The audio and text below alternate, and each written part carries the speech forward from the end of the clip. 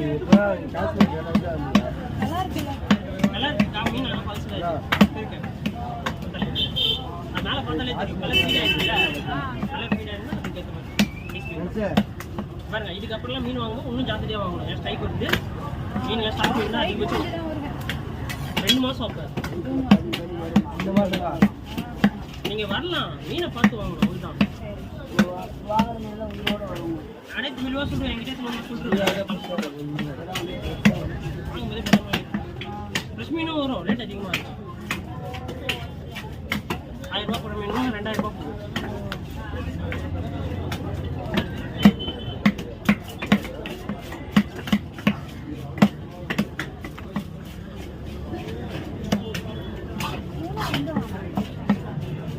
கிடைக்கும். வெளில கூட ஷெட்டில் கூட கிடைக்கும்.